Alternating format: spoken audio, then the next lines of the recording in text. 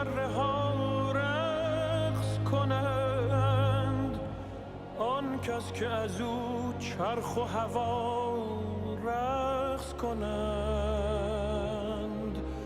جانها ز خوشی بی سر و پا رقص کنند، در گوش تو گویم که کجا رقص کنند.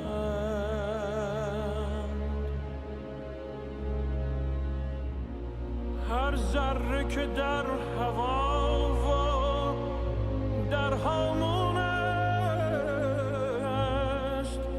نیکو نگرش که همچو ما مفتون است. هر ذره اگر خوش است، اگر محزون است،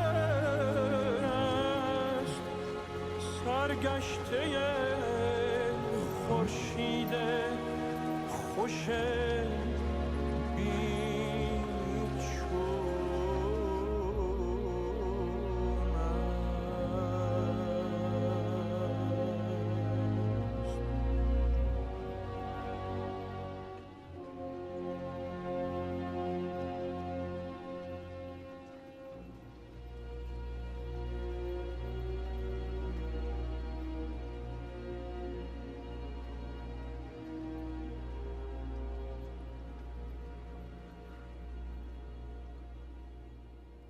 I remember my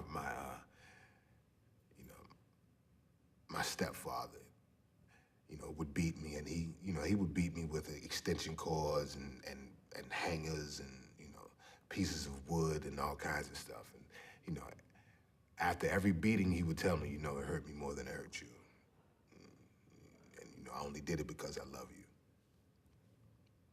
It was kind of, it communicated the wrong message to me about what love was. So for many years, I thought that love was supposed to hurt.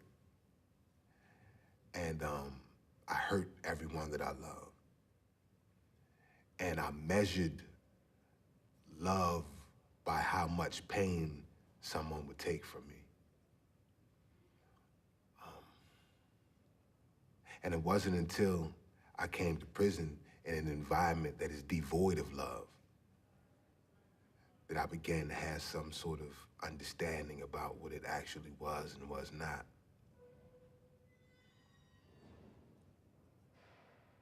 And I met someone, and she gave me my first real insight into what love was, because she saw past my conditions and the fact that I was in prison with a life sentence for murder. And not only for murder, but for doing the worst kind of murder that a man can do, murdering a woman and a child. And it was Agnes,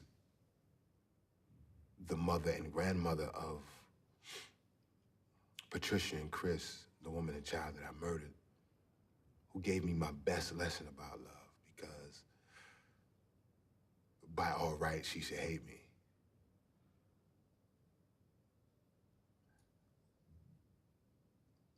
But she didn't. And over the course of time and through the journey that we took, that's been pretty amazing. She gave me love, and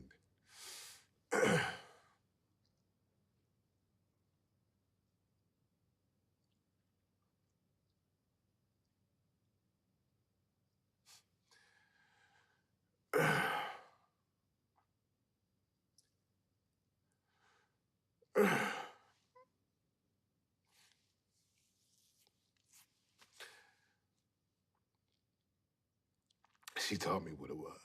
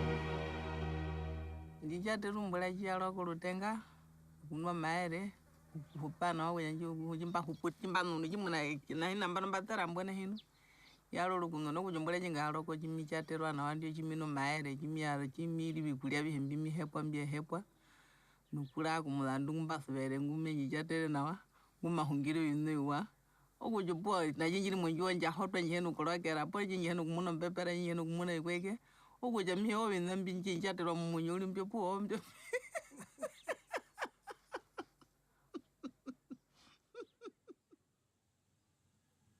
सुख हमरा खातिर है कि जने की भोजन मिले 5 कट्ठा खेत मिले और बाद घर में हमरा जने की सुते के जने की तन लाइट रहे हम अंधेरा में सुता तन जा तब न हमरा जने तन सुख मिली जमीन के अंदर सुतर लाता हमरा घर में बिछौना नहीं के पूरा पर सुता तन जा लाइट रहे तने उजियार रहे तो हमरो बाल बचा उजियार रहे Alors, vu que moi j'ai passé une enfance difficile et sans argent, je suis arrivé à l'université, j'ai eu ma première bourse d'installation et je suis allé payer une moto, toute neuve. J'étais la première personne à la mettre en marche, j'étais la première personne à monter dessus pour arriver à la maison. Ce moment où je sens le vent me taper quand je circule, le fait de savoir que je ne suis pas derrière la moto d'une tierce personne, c'est ma moto à moi. Ah. Je suis arrivé à la maison et pour dormir la nuit, j'ai mis la moto dans ma chambre et j'ai enfermé avec moi. Comme ça, je peux sentir l'odeur du moteur chaud là. Voilà, l'odeur du moteur, l'odeur du neuf. Et quand j'allume la lumière la nuit, je vois que ça, c'est ma moto à moi. Franchement, c'est parce que je ne pouvais pas mettre la moto sur le lit, sous ma couverture. C'est ça que j'aurais fait. Oui, là, j'ai eu. Oui, ça, c'était un moment très, très, très heureux pour moi. Счастье. Счастье, когда дети любят возвращаться в твой дом. Это как мое материнское счастье. Счастье, когда муж заходит, улыбается, поцелует в щечку спустя 33 года замужества. Это тоже счастье, но счастье уже женское. Счастье, когда внуки бегут навстречу и своим ангельским голосом кричат «Бабушка!». Вот именно когда бабушка кричат, а не бабушка, когда повзрослеет. Это тоже счастье. Счастье, когда на работу приходишь в коллектив и тебя встречают. Встречают и радуются, что вот пришла, значит, можно пообщаться. Это тоже счастье. Счастье, когда утром встаешь, и у тебя нету боли с букетом болезней. Это тоже счастье. Счастье, когда дождик идет, значит, урожай будет. Счастья много, и в то же время оно одно. Живешь, значит, счастлив. Just my experiences from being in a wheelchair and traveling the world in a wheelchair, I've seen life from a different angle. And that's taught me on a spiritual level to just accept and to be happy whatever's coming next. I'm so mentally strong, and the only reason that has come is because of losing my legs physically. You know, my eyesight's sharper, my ears I can hear much better. So that's on a physical sense, but I feel I'm lucky as in I don't analyze or question life too much. I can cruise through life and always be in the right place at the right time. I always have amazing things happen to me. I'm really lucky in that situation. But that comes from believing in luck, or believing in the power of attraction, or believing in attracting the goodness into one's life. And I think that can be seen as luck. So if God himself jumped down in front of me right now and said to me, Bruno, I'll give you back your legs, but I'll take away all that you've learned over the last 13 years. I'll tell God, keep your legs.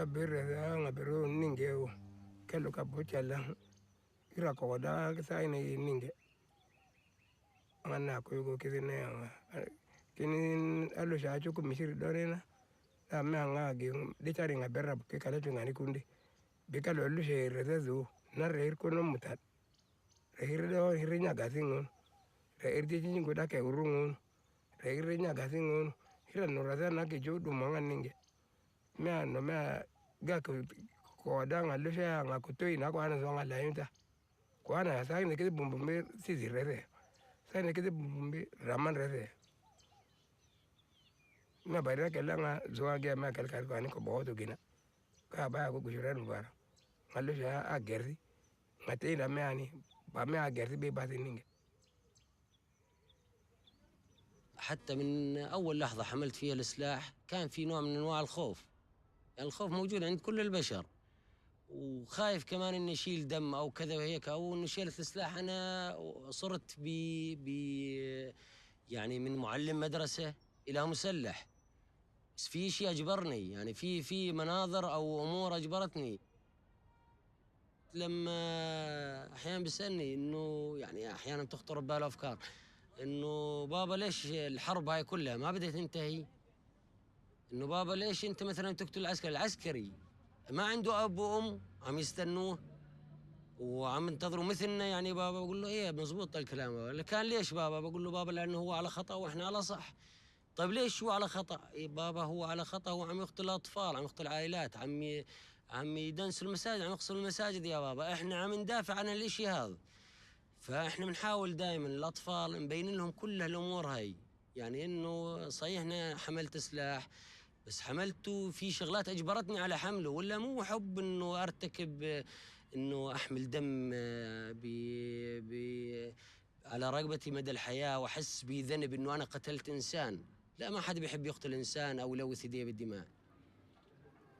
ما بخافش من الموت، أنا بخافش من الموت بس لأجل سوريا، بخافش من الموت لأجل أبوي. وهذا لو إنه ما بوفاش أبوي كان بخاف من الموت، أما هسه ما بخافش من الموت. لو إنهم يذبحوني يموتوني يفجروني بقذيفة ما بخافش، مو منه يلحق أبوي ولا ظني بسوريا.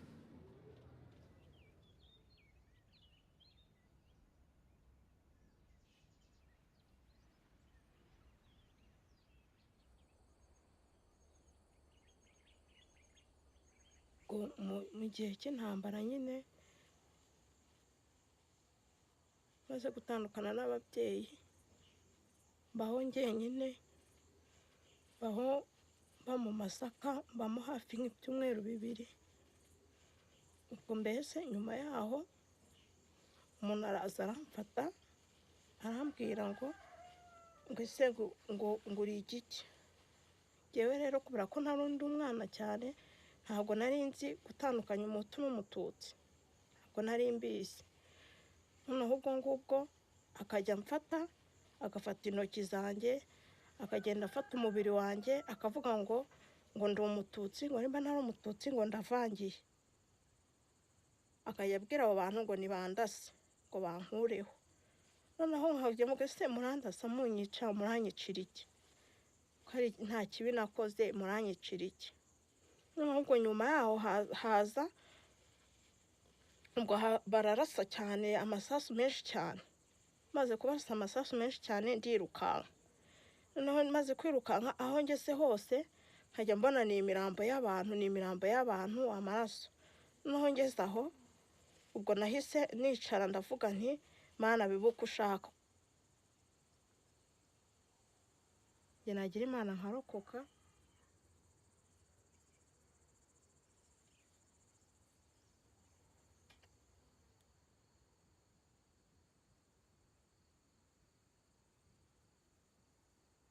فت عنا على البيت، طبعا لقيت الباب مفتوح مخلوع خلع، وكان في برا حفرة ذاتين كانوا قنبلة.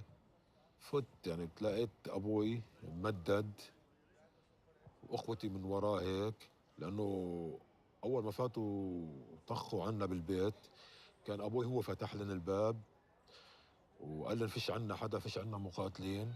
قالوا له طيب روح، كانوا صافين إخوتي على الحيط وأمي. قالوا له أنت روح روح صف معهم، وهو بعده عم بيفتل بلشوا إطلاق النار. طبعا الطلقات أجوا بظهره وقلب، وبلشوا إطلاق النار على جميع إخوتي. أنا كنت يعني بس أثناء المجزرة ب 82 كنت شاب وعم بكمل دراستي، يعني ما كنت أفكر إني أكره الناس أو أحقد على حدا. بس هاي المجزرة طبعا خلتني أعيد التفكير بكتير أمور، يعني خلتني أفكر مين بحبني، مين بكرهني، مين يعني ليش صارت هالشغلة. حتى صرت أفكر بأبعد من هيك. فهاي خلت يعني عندي حب الكراهية وحب الانتقام والثأر وهيك. أنا ما كنت أصلا إنسان ما مخلوق على هالشغلات، هي بتصير مع الوقت أو مع الأشياء اللي بتصير معه هو بتصير، إن كان حب أو كراهية. تقدر تسامحيني إذا أنا قتلت بيك أو خيك وما في قانون حسبني؟ ما وصلك حقك بتقدر تسامحيني أنت؟ بتسامحيني؟ إذا أنا قتلت خيك تسامحيني أو بيك أو أمك؟ أكيد ما راح تسامحيني نهائياً. ما راح أسامح، ولو بدي أقول رقبتي ما راح أسامح. עד שערב אחד באמצע תקופת המילואים הובלתי כוח של היחידה שלי לתפוס מחבל מתאבד בכפר בפאתי שכם. ואחרי שהובלתי את הכוח היינו צריכים להוציא אותו וירינו על הקירות כדי שהוא ידע שאנחנו החזקים. ויצאה מהבית אישה עם ילדה לידיים וילדה קטנה לידה. זה היה 3 לפנות בוקר, והילדה בבהלה רצה לקראתנו. פחדתי שתתפוצץ עליי ועל החיילים. צעקתי לה לעצור בערבית, היא לא עצרה. יריתי כדור מעל הראש שלה, היא עצרה. ובאותו רגע נעצר גם משהו בי. וזה היה הרגע הקצר הארוך ביותר בחיי. הילדה נשארה בחיים, וגם אני נשארתי בחיים. אבל באותו רגע מת משהו בשנינו. בילד שיורים עליו משהו מת, אני לא יודע מה, אבל משהו מת. במבוגר שיורה על ילד משהו מת, וכשמשהו מת משהו חדש חייב להיוולד. התחושה של הבושה שיריתי בה, התחושה של הכאב, ובעיקר התחושה של פרק האצבע המורה ביד ימין שלחצה על ההדק וירדה על ילדה. אני חושב שזו נקודה שמשהו חדש התחיל להיוולד. One of the most impactful things that will occur after being in combat is the feeling of killing another human being. Once you've experienced it, you'll see that it's not like anything else that you've experienced before. And unfortunately, that feeling, your body will want to experience again. It's really difficult to try to explain to somebody what that feeling's like. Right now, I still feel like experiencing that again, and it's probably why I keep a loaded weapon in my house. I yearn or desire for someone to try to hurt me or to break in or to give me an excuse to use that violence against somebody else again.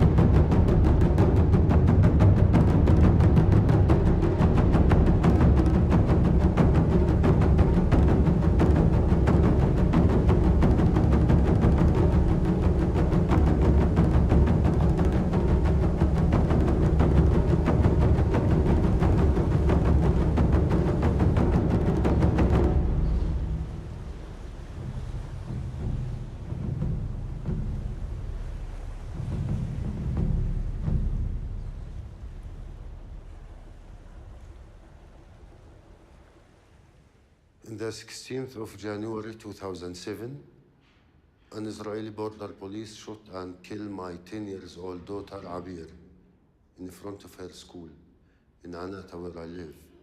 She was with her sister and two other friends, 9:30 in the morning. In her head, in the back, from a distance of 15 to 20 meters, by a rubber bullet. Abir wasn't a fighter.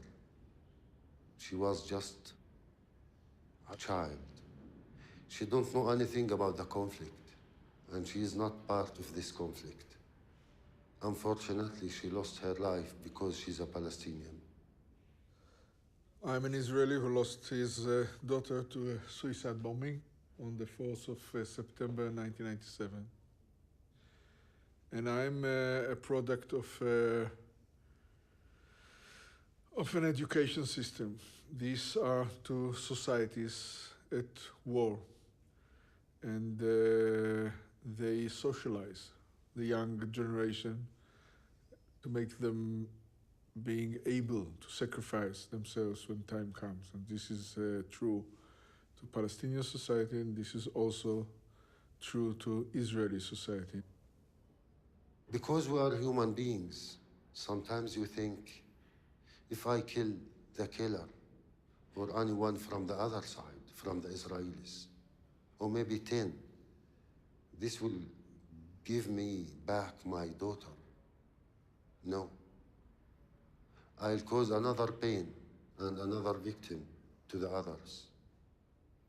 I decide to break this circle of violence and blood and revenge by stop killing and revenge and support revenge by myself.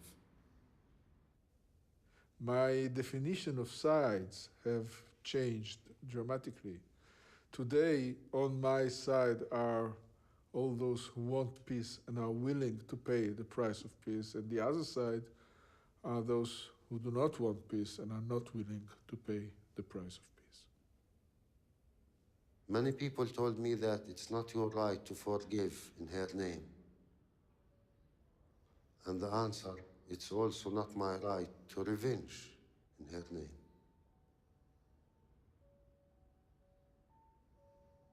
I hope she's satisfied.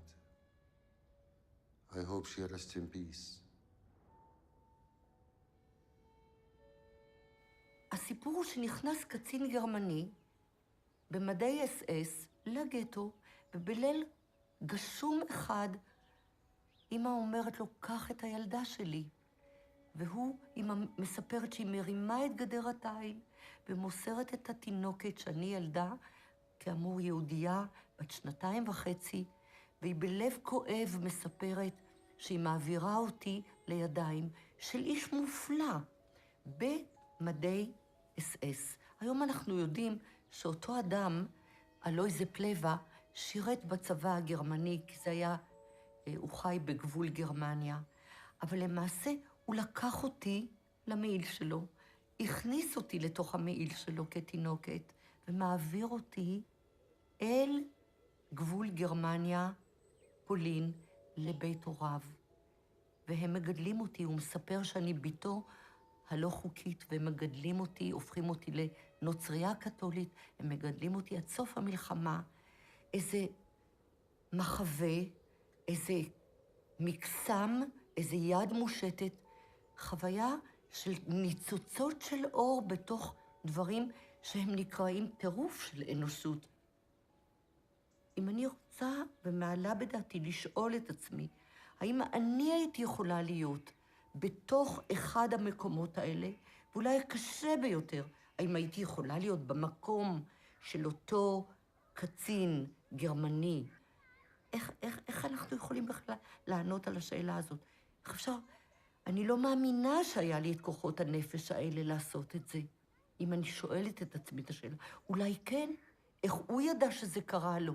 מי יודע שיש בתוכו, ואיך מתחברים אל אותו רגע אמת שאפשר להקריב את עצמך, את חייך היחידים, למען מישהו אחר. אולי שאלה ללא מענה, אולי שאלה שאחרים יוכלו לענות עליה, אבל זה כאילו מתבקש לשאול את זה.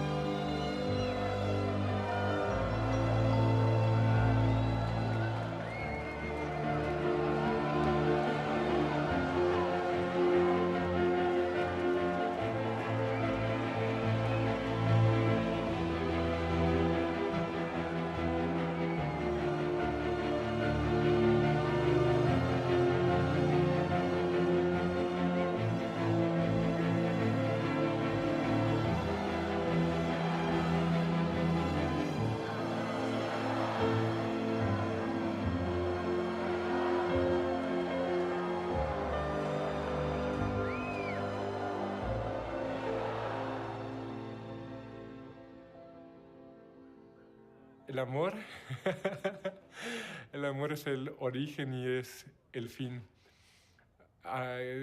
El amor es de donde venimos y a donde vamos y lo que pasamos en medio. El amor es todo. Amor. La palabra amor es muy significativa para mí, porque cuando se habla de amor, lo abarca todo. Amor lo abarca todo, ¿verdad? Donde no hay amor, no hay nada. Estamos vacíos. O me siento vacía. Amor. Porque el amor es que llena el alma. Creo que el amor es día a día. Se vive todos los días. ¿Entiendes? Y el amor es ese sentimiento que tú eres capaz de, como te expliqué, de transmitir y que te lo transmitan igual a ti. Mi esposa es una persona de un carácter fuerte, parece el guía de la familia, pero la quiero mucho. Es magnífica. Si usted no tiene sexo, usted en el amor va fracasando. Oiga bien, porque a través del amor viene el sexo. Si usted no tiene sexo, usted va fracasando. ¿Qué pasa? ¿Qué dice esa mujer? Dice, no, pero ven acá. Este hombre me da amor, me da sexo, me da amor, me da comida, me da ropa, me da todo, pero no hay sexo. ¿Y qué voy a hacer yo? Este hombre ni furifa. ¿Qué va a hacer el hogar? El hogar se va a destruir. Porque después del amor es eso. Y por eso viene el amor. De lo contrario, no hay nada. Sí. Sí. Ay, sí. Sí, señor. Oula, oula, c'est que vous me posez une question. C'est que des amoureuses, pour bien vous dire, jamais j'en ai eu.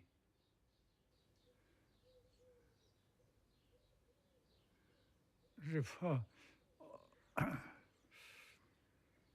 C'est-à-dire que j'allais aux fêtes, mais j'allais pas au bal parce que, pour vous dire la vérité, jamais je suis dansé.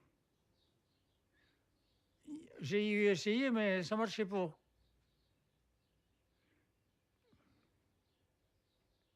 Alors j'ai abandonné.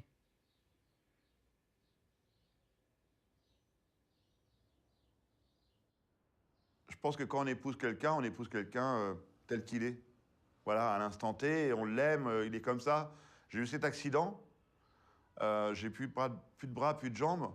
Elle n'a pas épousé un gars qui n'avait pas de bras et pas de jambes, quoi. Donc, mais elle a tenu le choc pendant un certain paquet d'années, quoi, un certain nombre d'années. Et il y a eu ce qui arrive à tout le monde, on s'est séparés, quoi. Il y a eu un divorce, et il a fallu que je redémarre une nouvelle vie. Donc, il a fallu 3 ans pour que je guérisse de cette rupture, 3 ans. Et au bout de 3 ans, je me suis dit, mais tu vas pas rester tout seul. Donc on vit dans une époque formidable, je me suis inscrit sur Internet, sur un site de rencontre. Et au début, j'avais mis que ma tête, que la photo de la tête. Le reste, était dans la pochette surprise. Pas de bras, pas de jambes, je ne l'avais pas montré. Et donc, effectivement, je rigolais bien sur Internet. Et à partir du moment où j'ai annoncé mon handicap, il n'y avait plus personne derrière. Plus personne ne voulait me répondre. Alors j'ai annoncé mon handicap. Et un jour, j'ai rencontré Susanna. Et voilà. L'amour aussi, c'est possible. L'amour aussi, ça fait 8 ans qu'on est ensemble. Susanna avec ses 3 filles, moi avec mes 2 garçons. On a un chien borgne, 4 chats, un cochon d'Inde. Voilà, c'est une grande famille recomposée et ouais, tout est possible. L'amour a été là une nouvelle fois et on s'aime vraiment très très fort. Мы с мужем живем вместе 18 лет. Я ни разу не слышала фразу «я люблю тебя». Но я это чувствую, ведь иногда лучше не говорить, а делать. Я думала, как жить долго вместе. Ну как же так? Я перестану любить. Я думала, молодая, как же можно спать в одной постели 20 лет? Это тоже очень скучно. Оказывается, нет. Совсем нет. И с каждым днем я думаю, я его как-то не так любила. Вот сейчас я его люблю так. А через год думаю, нет, я его еще лучше, я его еще больше люблю. И когда ложусь спать, смотрю на него и думаю, если его не будет, я не найду. Лучше.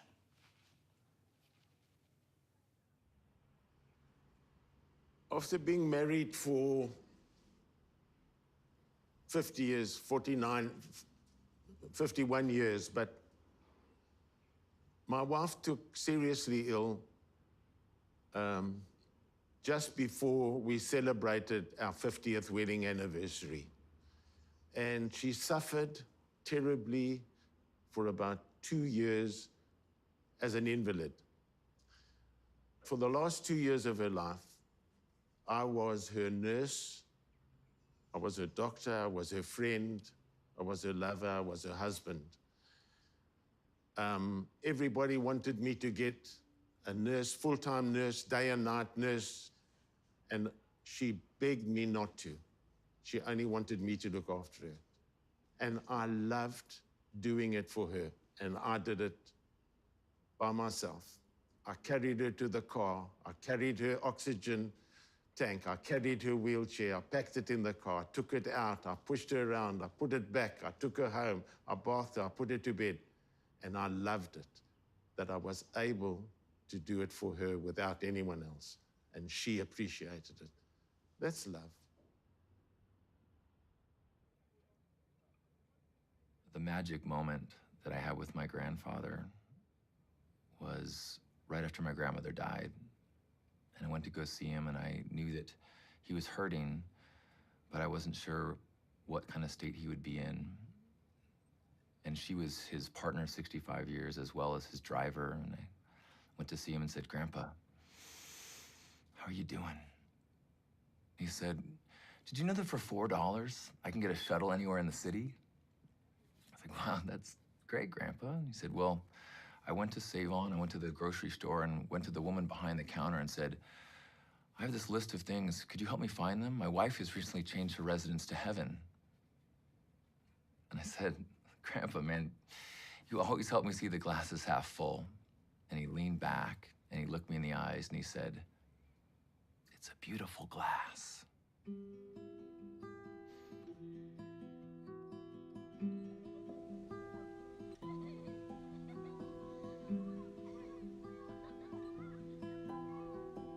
Tyst det är i nattens bo, alla sover stilla, kossorna och ängarna, alla sover stilla.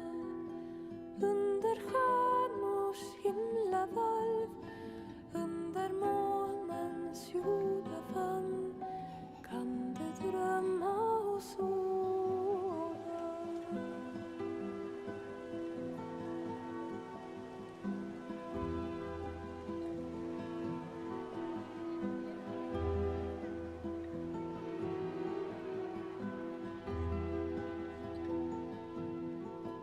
Tyst det är i nattens bo, alla sover stilla, eldarna och vindarna, alla sover stilla. Under stjärnors himlavalv, under månens jorda famn, kan du drömma och sova.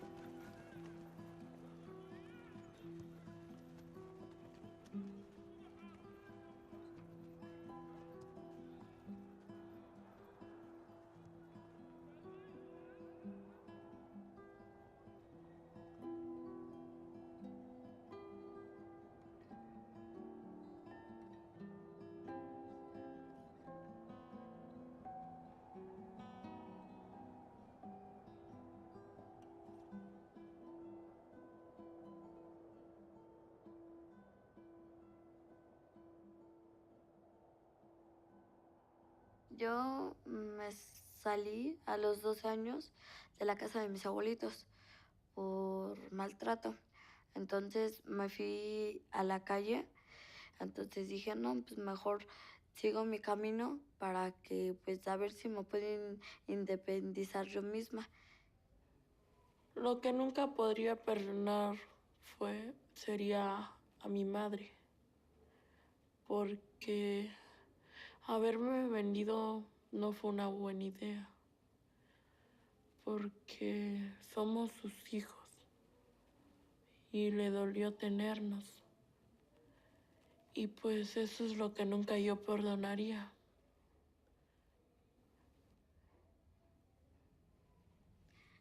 Lo más difícil para mí de toda mi vida, el fallecimiento de mi papá. Porque pues... Ay, me quiero llorar.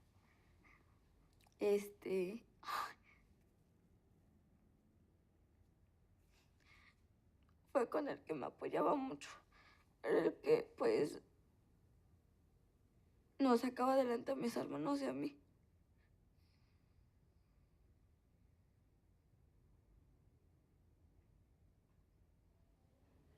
Yo no le tengo miedo ya a nada, porque viví muchas cosas feas y ya estoy acostumbrado. Pero no le tengo casi miedo a nada. Me dicen, no, que te vamos a pegar, que te voy a matar. Les digo, no, no les tengo miedo. Y si ustedes lo hacen, no les voy a tener miedo, les dije. Sí, a mí mi papá me decía que a pesar de todo a pesar de todos mis tropiezos que tenga, siempre para arriba. O sea, si me caigo, volverme a levantar. Y así, si me caigo, levantarme y levantarme. Porque pues eso es lo que me ayuda a mí. Y pues si vivo en el pasado, pues siempre estaría llorando, siempre estaría amargada, no amistosa, o sea, nada. Sino pues, no, sino ser juguetona y estar sonriendo. Porque si vivo en el pasado, pues de nada me sirve. Sino hay que vivir el presente.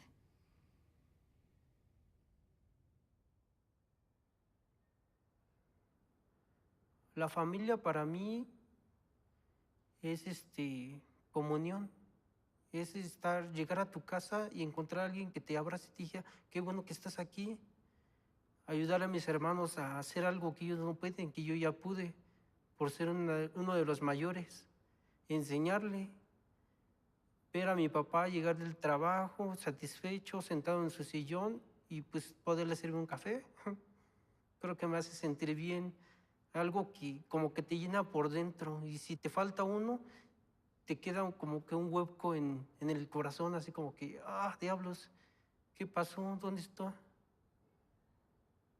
Creo que la familia es algo feliz, notable. Es otra cosa. Te llena. I think when I was young, I didn't think I was going to stay in the community of religious that I had joined. And I suppose I didn't understand what I was actually doing, and that I was maybe making a decision which meant that I wouldn't have children and I wouldn't have a family as other people had. I don't really think I understood that. But later in life, I had a sister who died of cancer, and when I saw her family, I realized that when I died, there wouldn't be anybody to mourn me in the same way.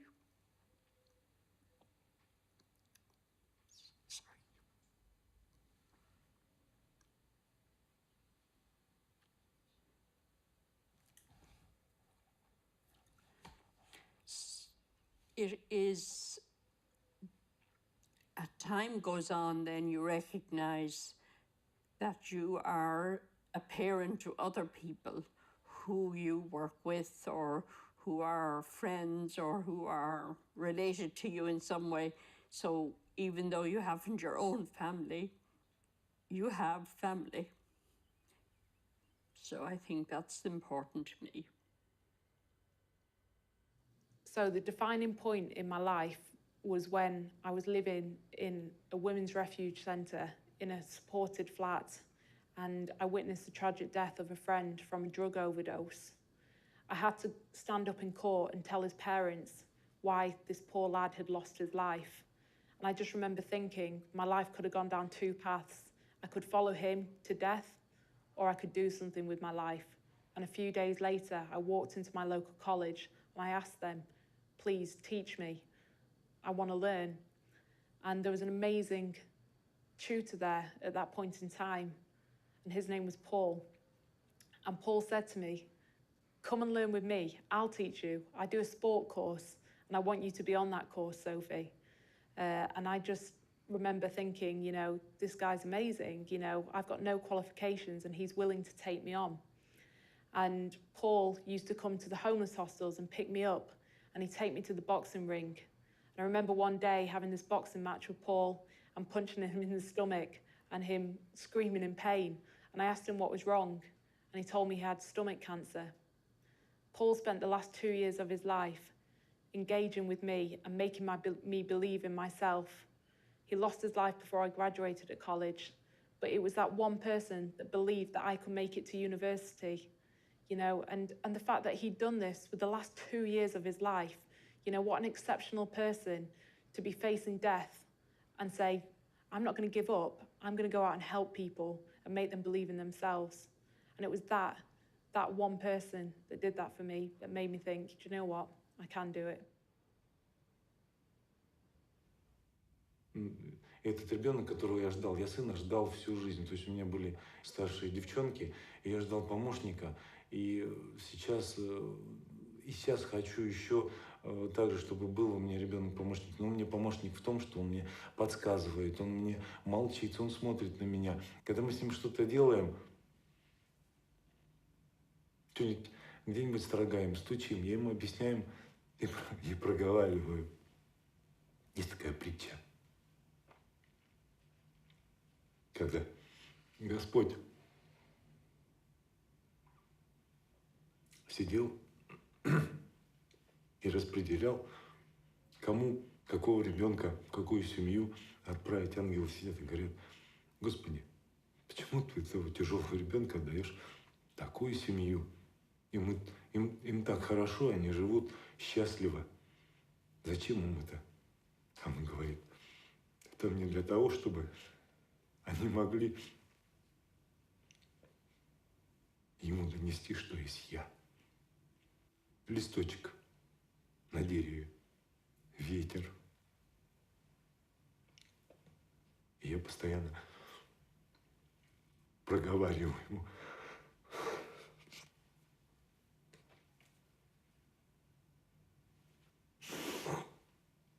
Я проговариваю об этом. Я ему говорю, Алёша, это листик.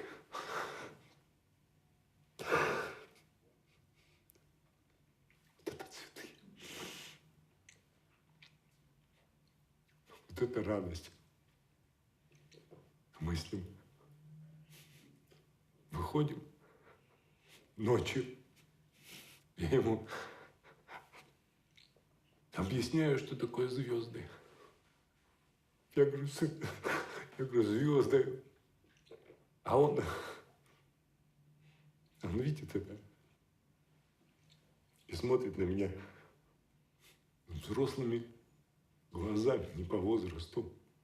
Ощущение такое, что дух, который в нем живет, он намного сильнее меня. И он меня ведет. Ведет меня, нашу семью, детей. И поэтому я только сейчас начинаю понимать, что такое любовь. Изначально любовь к к себе. Потому что для того, чтобы жить вместе, надо любить себя. Любить себя. Любить свою жену. Любить своих детей. В том числе старших. Любить своих родственников. Родителей. Родители мои живы. Любить людей. Любить людей по сути. А суть одна. Тут только любовь может спасти этот мир. अल्फ अल्लाह चंबे दी बूटी मुर्शद मल विच लाई हूँ नफी असबात दा पानी मिलया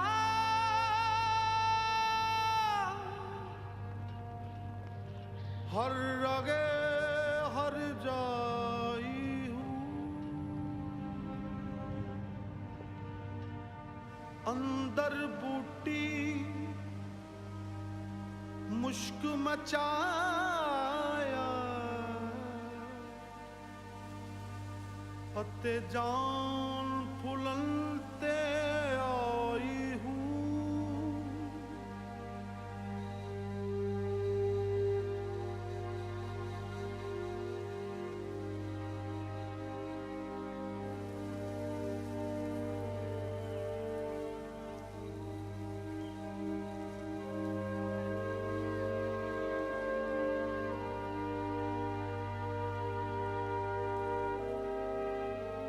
ते मैं मुर्शद वेख न रजा हूँ लू लू दे विच लख लख चश्मा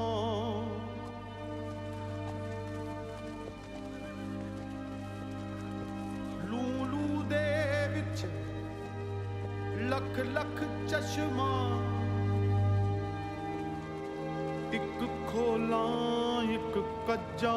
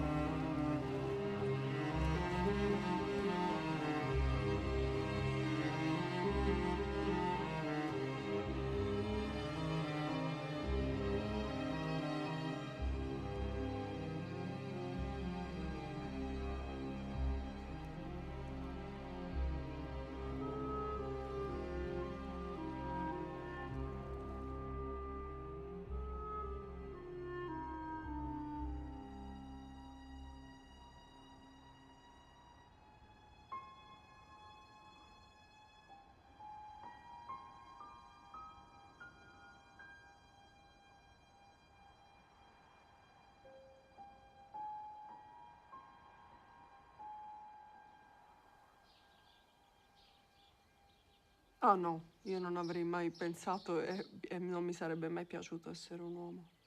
Perché la vita di un uomo è una vita facile. Troppo. E le vite facili ti portano alla noia. È facile raggiungere gli obiettivi professionali, è forse anche più facile raggiungere la preda sentimentale. Per noi donne è tutto più difficile. Però con la difficoltà c'è anche il fascino di arrivare alla meta con difficoltà. E quindi preferisco senza dubbio essere donna. Eso es impotencia lo que siento cuando alguien piensa, es más, llega alguien, alguna mujer más bajita al kiosco y hay algo alto y me dice, ay, a ver si viene un hombre y lo coge. Me cago en 10, un hombre va a venir, pega un puñado y pega un salto, teniendo yo 2 manos, a mí me va a hacer falta un hombre. Cago en el escopetín. Me da mucho coraje, me da mucha rabia. Esa es mi... No me gusta que las mujeres... No quiero, no me siento bien cuando intentan discriminarme por ser mujer.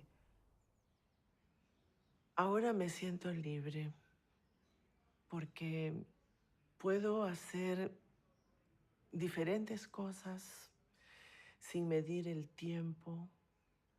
Además, estoy divorciada. Perdón. Disculpe.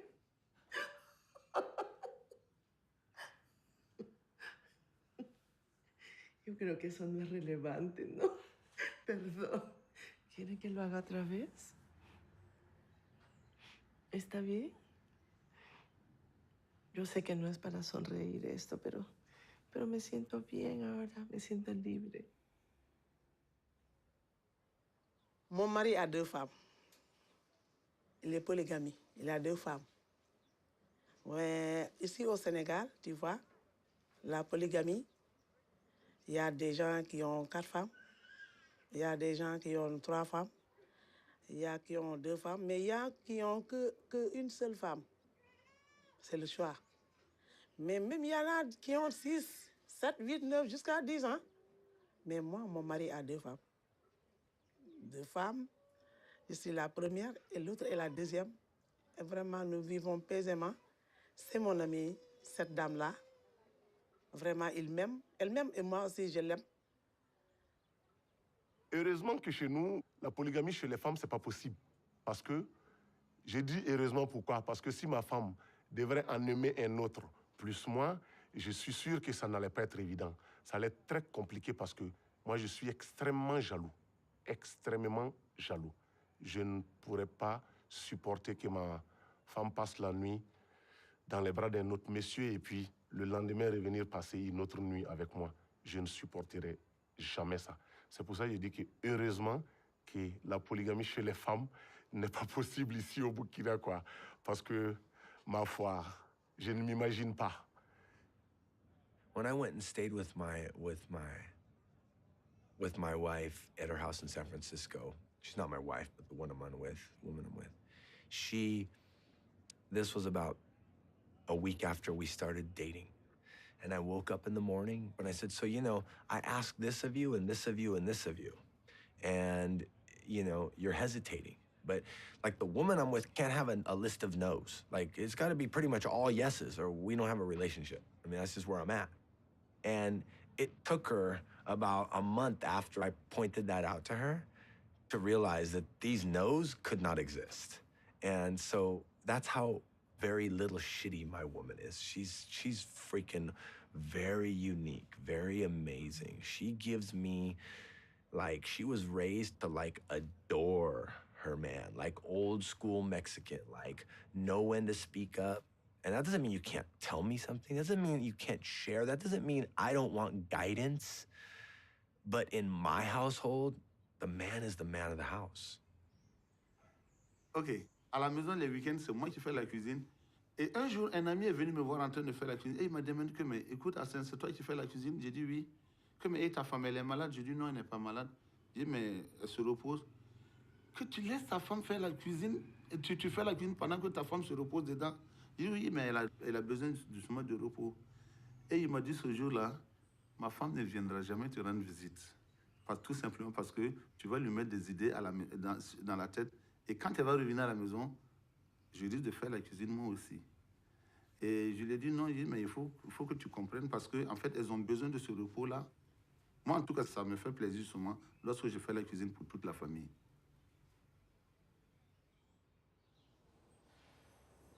Ikintu cyatumye mfungwa ni uko nakuyemo inda kandi mu kuyikuramo ni uko numvaga ntazabasha kwiga neza kuko nigaga mu kigo mbamo biba ngombwa ko ntahagarara kwiga kuko numvaga nzeshuwa cyane mu myaka myinshi kubanza kurera umwana gukora buri kimwe cyose nkamukuza ngasubira mu ishuri nkumva ni ibintu bitari hafi yanjye ndavuta rero bingendekera kuri ndafungwa.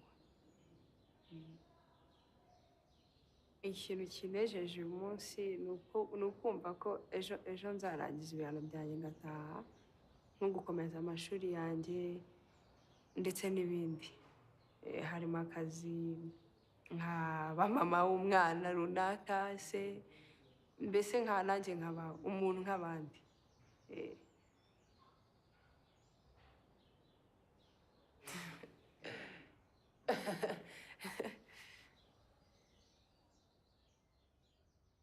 There is a way out of being abused. For me, it was tough because I used to have the worst abuse. I would have a gun put to my head and get told to go on my knees and beg for my life. And I would do it just, my kids used to be watching. Or I get put out of the house, I get kicked out of the house and have to sleep outside on the steps. And if I moved from there, I would get a hiding the next day. It was tough because I thought it was me. I was the one that was doing something wrong in our marriage. You know, when I started talking about my kids, those were the most important thing of my life. And I thought, if I don't move on out of here, I'm either going to be dead or my kids are going to be dead. So I need to move on. I need to do something. And I went home that day and I said to him, I'm leaving. And I think Mark got a bit of a shock because he didn't realize that I was leaving. And he said, no, you'll never leave me. You will never leave me. You love me too much. And I said, well, you know what? That's what love is about, leaving. And I gave him two choices, and I only gave him two choices. I said to him, you either go for counseling or I leave. And you know what? Today he's a better man. He's never lifted a hand up for me ever since the day. That's about 9 years ago. So 9 years ago, I was still an abused woman. So.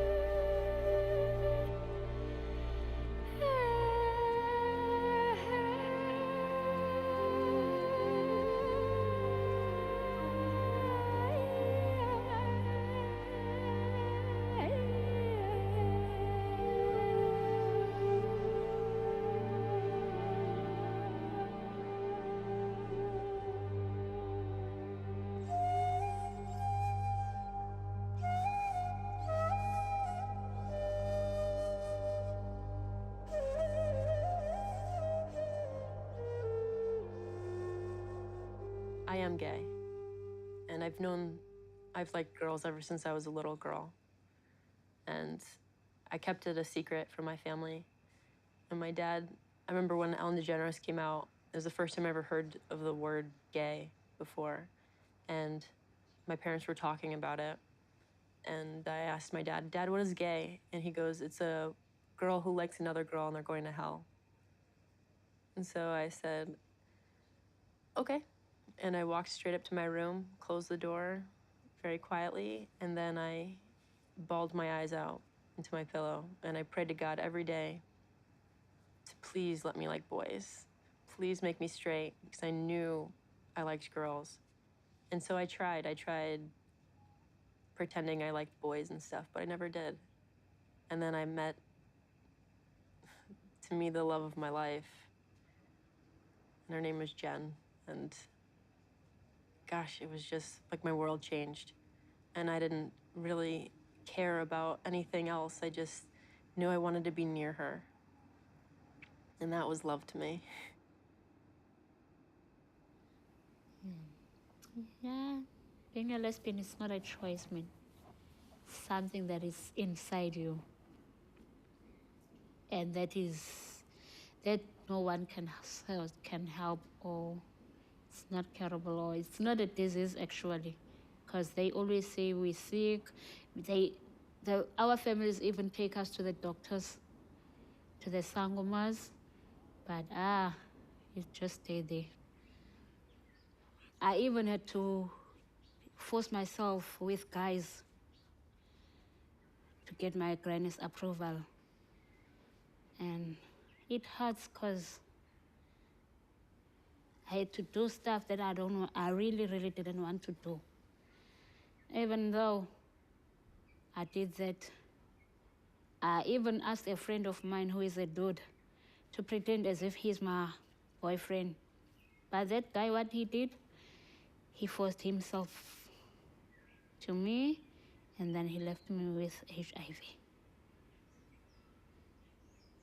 And that was in 2003. I did all that just to get my granny's approval. But now, I know that I don't have to do anything to please someone else. Mes parents, ils avaient tellement peur que je reste homosexuel que quand je leur ai dit que je changeais, ils s'y ont vraiment cru. Et même si mes parents ils me posaient des questions tous les jours, ils me demandaient « C'est bon, t'as changé? C'est bon ?» Et comme je sais que c'est pas possible de changer, je fais comme si j'ignorais la question, je me prends pas la tête. Et au bout d'un moment, mon père, il n'en pouvait plus. Donc il s'est mis à m'engueuler, à me crier dessus, à me frapper et à me dire « Je sais que t'as pas changé, je sais que t'es toujours comme ça. » Et à me dire « Si tu te fous de ma gueule, moi je vais te faire vivre un enfer et tu dois partir maintenant si vraiment t'es comme t'es. » Alors je suis parti. J'ai pas hésité une seconde, je suis parti. I have a son who's now 31 years old, who I love very much. He's gay, a gay man, and the day that he came out was quite significant. I knew that he was struggling with something. He'd been suicidal, and he was 18 years old. And he said to me one day, "Dad, I've got to tell you something." And I said, "Okay, son, tell me, what is it?" And he went pale. He really went white, and he said, "Oh, I feel sick." And my heart really went out to him. And at that moment, I kind of knew that he was going to tell me he was gay, although I hadn't made that connection, because he's quite masculine in his traits. But just at that moment, I had a sense that that's what he was going to tell me. So I said to him, "Son, let me guess. Let me make it easier for you, I'll guess." And he said, "Yeah, okay." And I said, "You're going to tell me you're gay, aren't you?" And he went, "Yes, I am." And I just really, really felt for him, because it was such a struggle for him to tell me that. And everything sort of made sense, because he didn't want to be gay, and that's why he'd been suicidal. And so I just gave him a big hug and said, "I love you anyway, son. It doesn't make any difference to how much I love you." And I think that our relationship has really been a lot stronger since then. So that's been a journey in itself.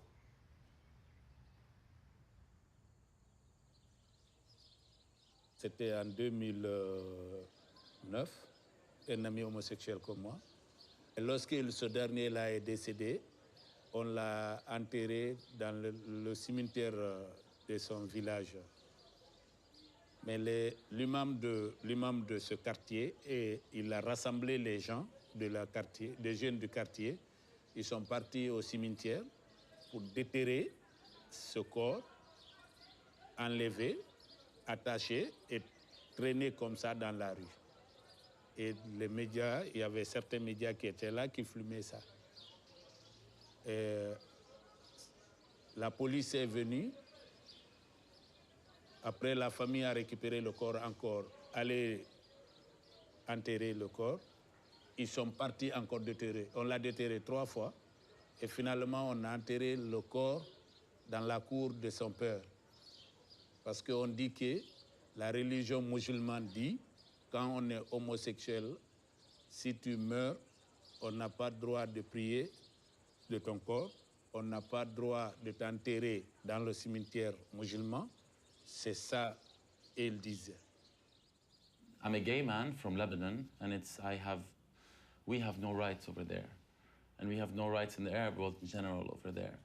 And I think what I can do more is what I've started to do is, I think I should come out even more.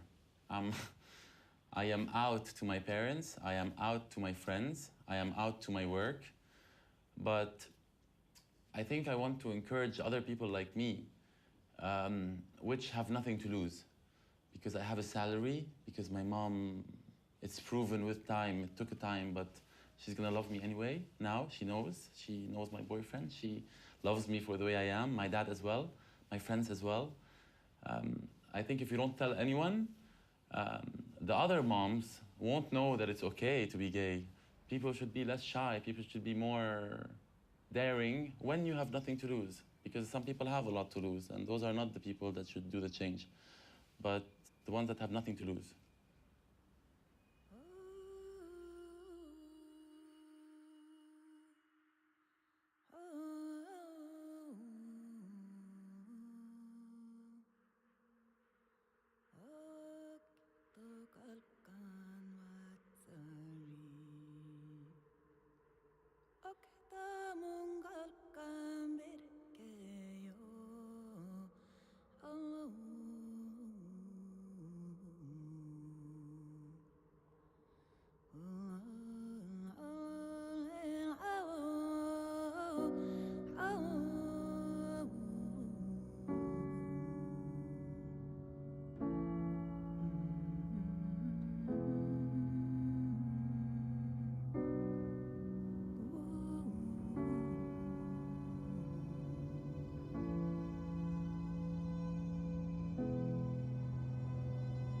När som jag var på mitt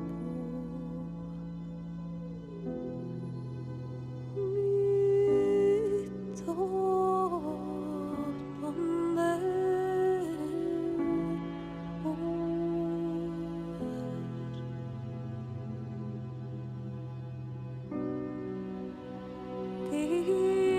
Det var en vacker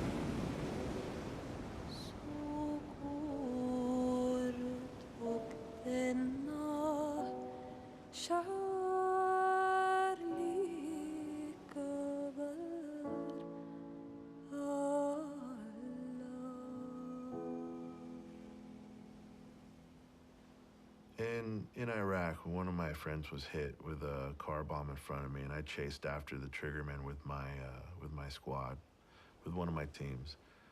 And we wanted to kill that guy, because I can hear my buddy screaming, you know, he was hurt. And so we're running as fast as we can, and we just full of hate and fury, and we just want to do whatever we can to just, you know, he hurt our friend, we're gonna get him back. And we're just running, sprinting as fast as we can with all that weight, just sweat pouring off of us through orange fields. And then we get to a clearing, and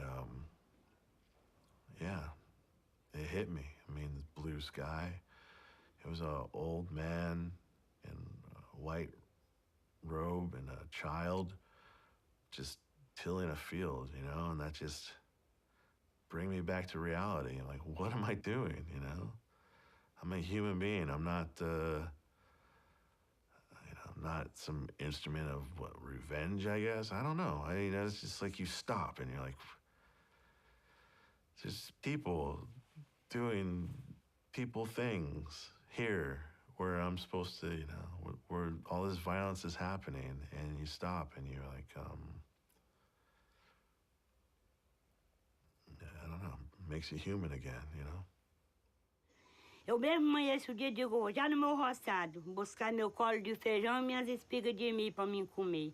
Aí ganho o roçado, quando eu chego é feijão, maduro, é seco, é milho, a alegria.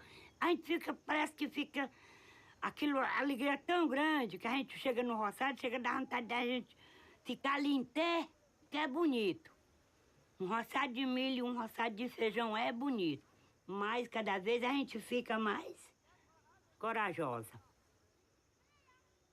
አሁንም ምንም ነገር ለኔ የለኝም። አሁን ትንሽ መሬት ያለች እሷ ላይ ጎደረ ምንም በዛፋይ ቆፍሬ በላለሁ። እኔ ወንድም በቃ እኔ ባል ማለት እሱ አሁን ክራይ ሰርቶ ብር ትንሽም ቢያገኝ ላመጣ ሄዷል። ምንም ነገር እኔ ጋር የለኝም። በቃ ቤት ውስጥ ያለችው አንድ ዶሮ ብቻ ናት ያለች። በሷ እንቁላል ከጣለች ወስጄ ሽጬ በሷ ጫው ምንም ቤት ያለውን አመጥቼ በልቼ አድራለሁ። በቃ ከብት ምንም ነገር እኔ የለኝም። Oui, eh ben, ça que moi-même Joseph, estima Joseph, me dit, la vie me finit dans le pays, peut-être, la pluie pas tomber, pour le monde t'a mettre en bataille, pour Taïwan pour vivre à madame ou à petit tout. Alors, bon, pas de bois dans la région encore, pour d'où comme ça, ou à rentrer, ou pour le faire, ou à besoin de petit bois pour racher, pour faire un sac charbon, ou que doit faire journée là, des jours, ou pas gagner pour manger, pour bailler petit monde a créé dans le pied. Et ou pas besoin un monde paraître pour dire, ben mon cher, mais ça pour, qu'est-ce ça pour pédo dans le pays.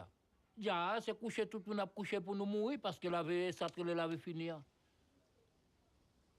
Ou a tout coucher là, ou a tout être là, ou pas gagner pour bailler petit monde. Ou pas gagner pour bailler, ou pas gagner monde à baou. Eh ben, ou a tout coucher au mourir. Et ça l'avait fini. Ja, là, vous fini, ja. Ah, ou pas gagner pour vendre. Oui. Oui, là, vous finissez net. Oui. अब घर में ना कुछ रही आदमी अब तो उहे न जाई बाहर है तो चूहा का बियालिया में से काढ़ी तो वो आदमी कहिया हाँ चूहा का इथी में बा तो काढ़े जाए इथी करे जाए धरे जाए खांची में तो हो ही एक बोरा तो लेकर हमने के आब जा तो फिर बिहान वाला खाना कह जरे सौकारे बना लो से चल तो धान मिली देखो भगवान का मुँह चीरल है इतना सारा हमने के अनी जा भगवान तकले तो हमने के दिले न तो लेके आए घूमत रह जा कौन भगवान तक दिए तो हमने के मिल जाए चलिए आ जा चूहा का बियल में से लेकर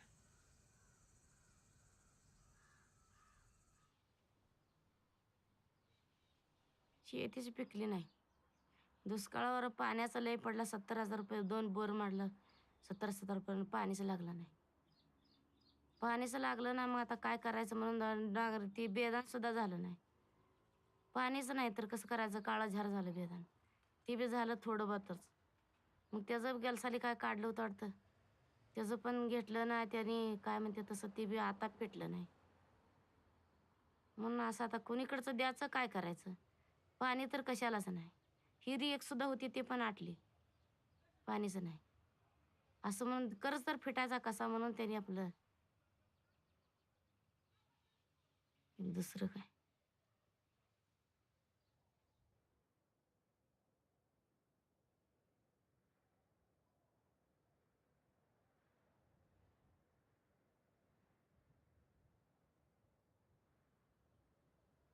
This year, I was covering a very severe drought in Western Maharashtra, in this country.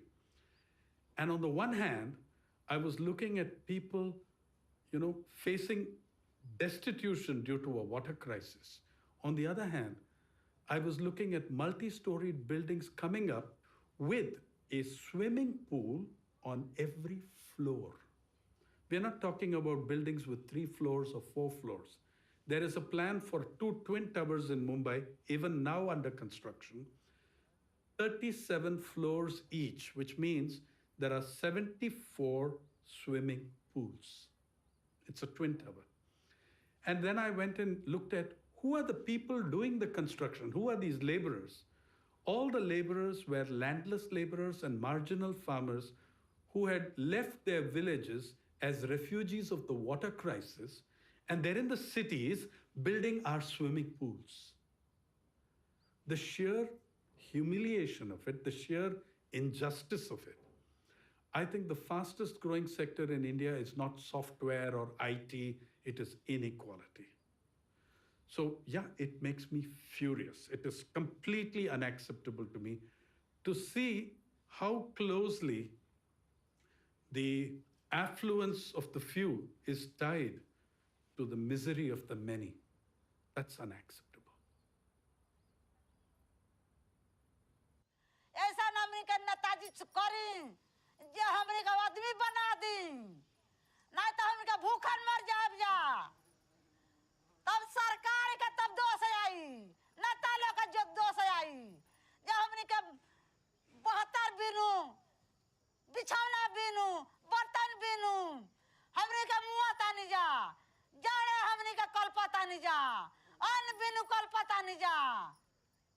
हमार लड़का मुँह ताड़े सन, हमने का घर नहीं खे, दुआर नहीं खे, ना हमने का खेती बा, हमने का देश से कुदारी फौड़ा चला के ले खाता नहीं जा, और में ले खाता नहीं, में हमने का एक बार खाता नहीं, एक बार हमने को उपास करता नहीं जा, हमने का क्यों सुनवाया नहीं के, सरकार का सुनवाया बाने, सरकारों सुनवाया नहीं की, सरकारों अपना खतरा बानी, गरीबों खतरा हमने खतरा नहीं की।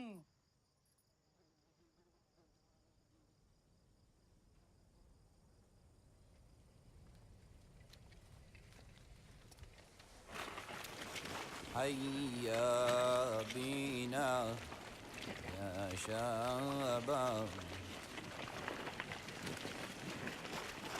الرذ من كل بندان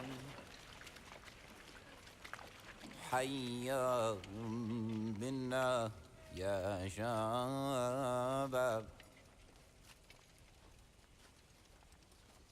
الرذ من كل بندان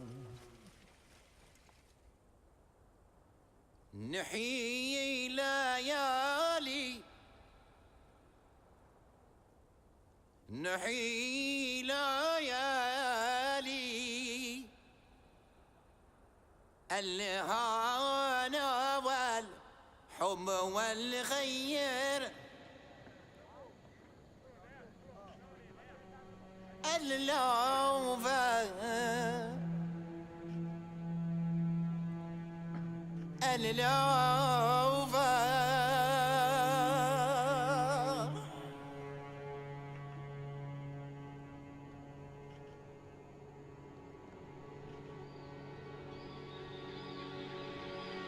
حيلو يالي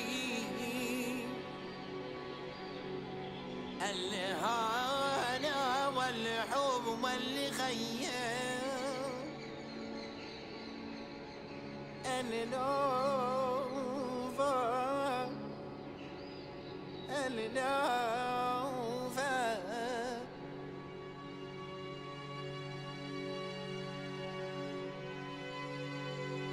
بلوان من فان هذا الشعب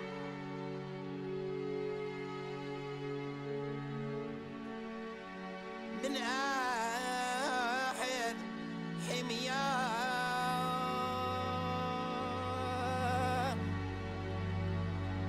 يا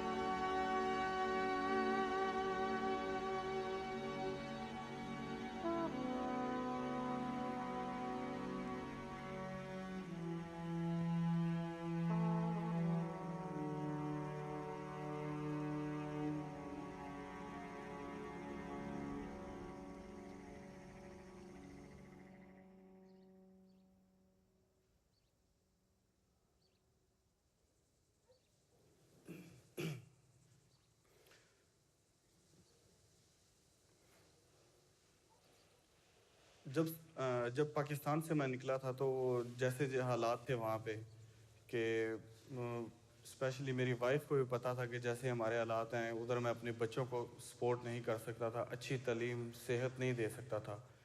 उसकी कुर्बानी है मेरे लिए, मेरी फैमिली के लिए, मेरी भी कुर्बानी है, मेरी फैमिली की भी कुर्बानी है कि उन्होंने मुझे इजाज़त दी कि मैं बाहर जाके कुछ ऐसा कर सकूँ कि कम से कम अपने बच्चों को तालीम दे सकूँ, अच्छी सेहत दे सकूँ और उनकी वो तमाम बुनियादी ज़रूरियात को पूरा कर सकूं। और जिस दिन मैं पाकिस्तान से निकला था वो दिन नहीं भूलता। मेरे दोस्त थे मेरे साथ, कुछ मेन गेट से मेरी अम्मी आई हैं, बाहर निकली हैं, उन्होंने मेरा बेटा उठाया था वो गोद में। तो मैं जब गाड़ी में बैठा हुआ था तो मेरा बेटा उन्होंने मेरी गोद में ला के रखा था। मुझे बोला था कि इसको देख ले, पता नहीं कब नेक्स्ट टाइम तू इसे देखेगा। तो वो मुझे नहीं भूलेगा कभी भी। वो मेरा बच्चा मेरी आंखों में अभी तक मुझे वो नज़र आ रहा है ऐसे।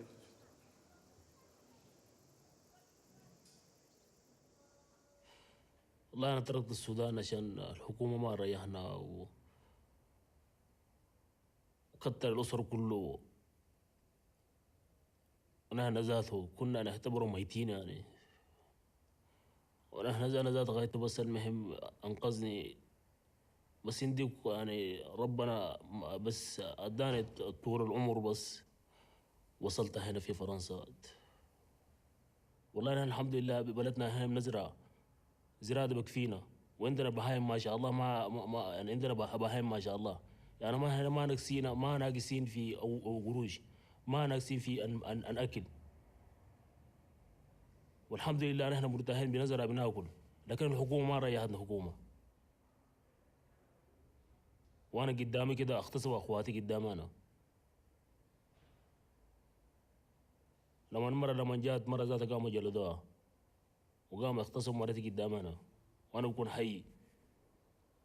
انا اقدر اقعد كيف في البلد زي ده؟ When I was in the boat, I was very scared because I don't see nothing, absolutely, only a water, and the boat also. It's not a quality boat. We are 110 people inside the boat. Nobody comfortable because no food to eat, no water to drink. Yeah, you are sitting in that fuel. Destroy all my body. Things was hard for me. So when I see the Italian, they come and rescue us. Yeah, I thank God. Yeah, I know that now I'm safe. ñoom tamit nekk nañ seen dëgg ndaxte fii bu fi liggéey amoon ñun fi lañuy des mais liggéey moo fi amul da ngay gis kër ak lëmm nit xëy di tëdd ak jug liggéey amul fii boo demul géej looy def doo def dara looloo waral ñu bari dem jaayante des si géej gi te man jaral na ma man xam naa ni man dinaa demaat budul Espagne di Italie même xas naa ko bu dund daal dafa bokk sama deret dem rek jaar ci gaale dem di yuuxuy dem di jooy di dem rek. Now I am living in jungle of Kali. The police come and they disturb us and they said, you have to leave the jungle. I said, where I have to go? Where I have to go? Show me the place. We want to go to that. He said, you have to go back to your country. I said, where is my country? I don't have a country, man. It's a killing ground. It's a ground of killing the people. It's a ground of fighting. It is not a country. It's Afghanistan. It's not a country now. It's a killing ground, man. 37 countries come to control that country, but they cannot control these people. The union cannot control these people. How can you have to send me back to that country? And I lost my family in that country. How can I go to that country back? I was refugee in Pakistan. I was refugee in Iran. I was refugee in Dubai. I was refugee in Turkey. I was refugee in Bulgaria. I was refugee in European country in Greece. And now I'm a refugee in France. But let me to live, man. I don't want anything from you. I don't want eating from you. I don't want anything from you. I don't need the help. But let me to live. Ne fa bigo ne kon flene italien alhamdulillah ne taro ebe en chogo ton ibe en kanyero itenga ne kon todo me bigo na alhamdulillah ne kon flene italien hali shini be ko joro seba nyona ni balmom ni shinji mumbe hali shini ne be ka obela jelene joro akon gane demen doye ni na nyesoro mbega feina awde mbega feini fasode ni fan soro ya rabbi ama ala hakili bawla jen fara la haraka anga nyonde men duwe ali bi se konten folo me anga nyonde men duwe be bela jele ngon fo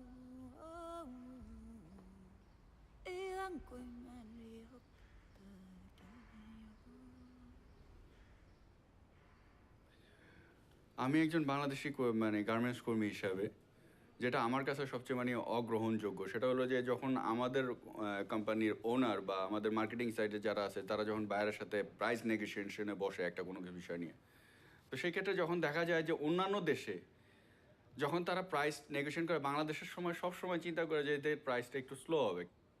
যদি বায়াররা এটা চিন্তা করে এইভাবে যে আসলে কোয়ালিটিফুল garment যদি বাংলাদেশ থেকে যায় তাহলে ন্যায্য মূল্য কেন আমি দিব না, তাহলে তো আমরা সবসময় অবহেলিতই হচ্ছি, ঠিক না? তো এটার জন্য তো ওয়ার্ল্ডই দায়ী, এটার জন্য তো বেসিক্যালি কেউ এককভাবে দায়ী না। কারণ এটার জন্য যার সাথে আমার যে ফাইনাল কাস্টমার সেই আমাকে ঠকাচ্ছে, তা আমি কি করতে পারি? how we be happy? How? 然后我们厂里面的规矩是很多的，上班不准聊天，上班不准接电话，还有上厕所的话也上面领导要跟领导说，可以去才可以去，只有一个人可以去，两个人就不可以去。每期还有那个产量很高哦，他每个小时规定的产量。他每个小时会来检查，如果你没有完成的话，他会说你的话，有时候还骂得很厉害，心里都好慌，每个小时都好紧张，好紧张。因为我觉得真的好累了，受不了，但是没办法。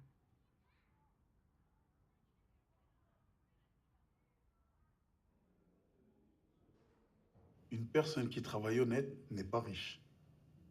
Je parle d'une personne qui travaille dans ce genre de société, qui n'a pas hérité d'entreprise, qui a fait juste tourner des millions d'euros dans une entreprise. Pour moi, ces gens-là, ils ne travaillent pas. Ils sont derrière un bureau, ils font des signatures, ce pas des travailleurs. Si ça se trouve, c'est autant des voleurs que moi. C'est sûr et certain, même, j'en suis sûr. Pour moi, quand vous me dites travailleur, pour moi, c'est quelqu'un qui se lève tous les matins, qui va vraiment faire du travail, quoi. Personnellement, je connais personne de riche. Je connais personne de riche. Pourtant, j'ai regardé, moi j'ai ma mère, elle s'est levée tous les matins. Aujourd'hui, elle a 40 ans passés. Elle n'est pas riche. Elle a travaillé toute sa vie. Το σοκ της απόλυσης ήταν πολύ μεγάλο και περισσότερο μεγάλο ήταν το σοκ που δεν μπορούσα να ξαναβρω δουλειά. Ξέρεις, εγώ δούλευα 27 χρόνια περίπου. Όταν αναγκάστηκα να γυρίσω πίσω στη μητέρα μου, αισθάνθηκα, το πρώτο μου συναίσθημα ήταν ταπείνωση, δηλαδή είναι αυτό που σε κάνει και σε καταρακώνει. Σιγά σιγά αυτό η καταράκωση πήγαινε όλο και πιο κάτω, σε έστανε και πιο κάτω, πολύ κάτω. Σε αναγκάζει να λες ότι ωραία, είμαι 47 χρονών, τελείωσε η ζωή μου. Αυτά είχα να δώσω. Δεν έχω να δώσω τίποτα άλλο. Και αυτές οι σκέψεις σε κάνουν να μην θες να βγεις έξω από το σπίτι σου, να μην θες να μιλήσεις τον ίδιο, να πηγαίνεις να βλέπεις τον εαυτό σου στον καθρέφτη και να λες ποιος είσαι ρε μαλάκα, τι κάνεις. Τι κάνεις, τι προσφέρεις σε αυτή τη ζωή, γιατί ανασένεις. Γιατί να βλέπεις τον ήλιο εσύ. Τι είναι αυτό που σε κάνει χρήσιμο μέλος σε αυτό το μπουρδέλο εδώ που ζεις. Τι είναι. Γιατί αναγκάστηκες να πας στα 47 σου χρόνια στη μάνα σου. Γιατί φοβήθηκες να μείνεις στο δρόμο. Ναι, φοβήθηκα να μείνω στο δρόμο. Αυτή η ταπείνωση μετά γίνεται οργή.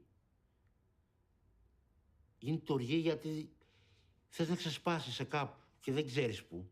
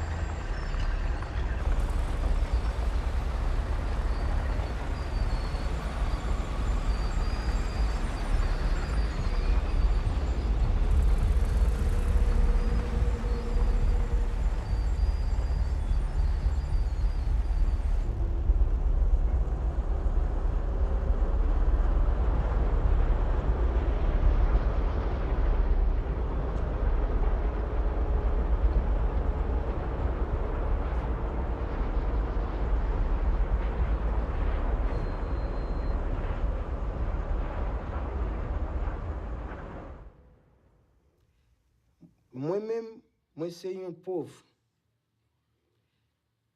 M'a défini pauvreté maintenant. Qui ça pour moi une pauvreté? C'est les besoin à l'école, m'pas à l'école. Besoin manger, m'pas à manger. Besoin dormir, m'pas à dormir. Petite moi madame moi tout a souffri.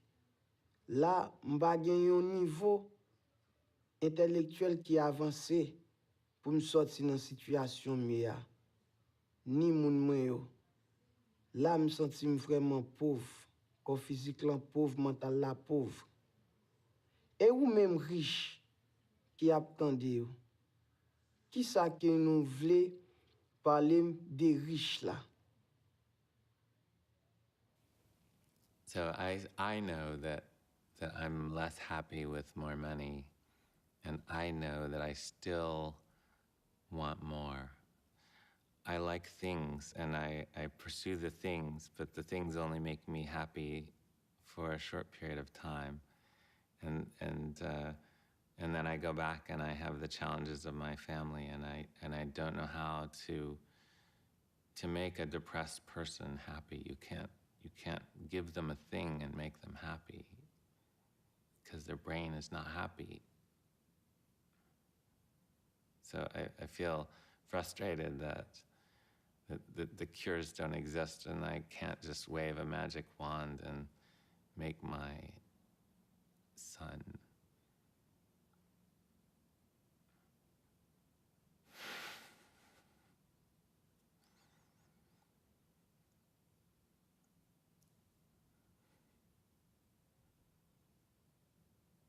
better.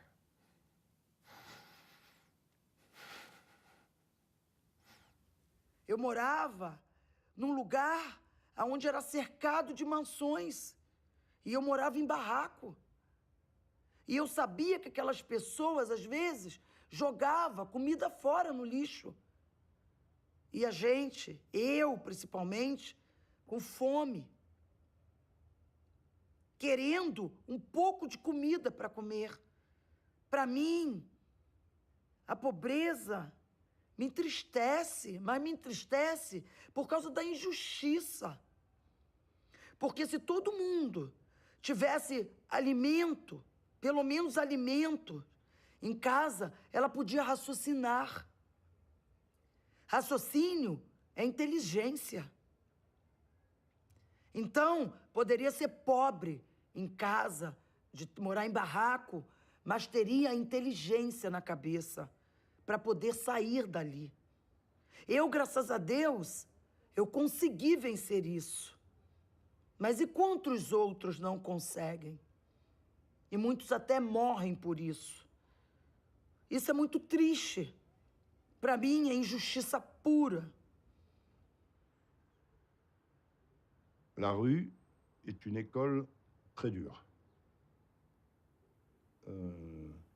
La pauvreté est un état dans lequel je suis actuellement, mais à force de le vivre quotidiennement,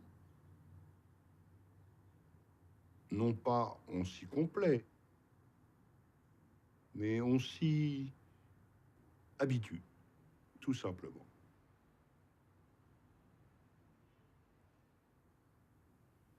La pauvreté est un état, c'est un état qui dure.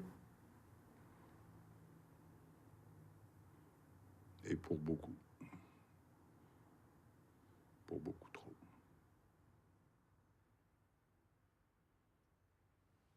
Some of the most generous people I know have no money.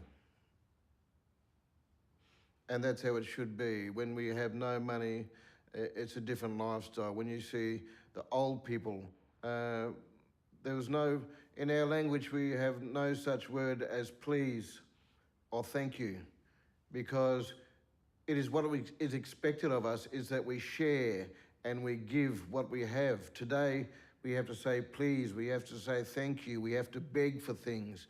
In the old days, it was just a giving thing that we would share things. That was a part of who we are. And not only for Aboriginal people, I expect people all around the world would do the same things before money. But nowadays, it's mine. There are words like mine. We don't share our things anymore.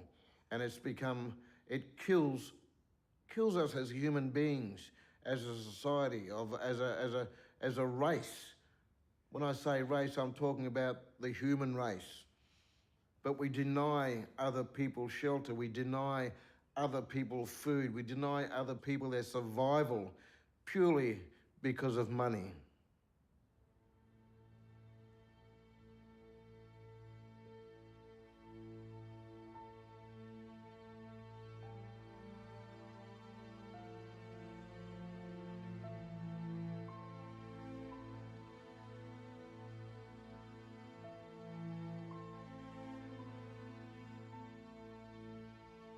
I was like, dang, what the hell I'm doing here? And why can't Bill be over there but y'all be over here where I am and see what the hell going on? Let's switch for a minute. Let's switch. You come here and be me and I go there and be you. Then when we meet up in this midline or the equator, then we'll play golf at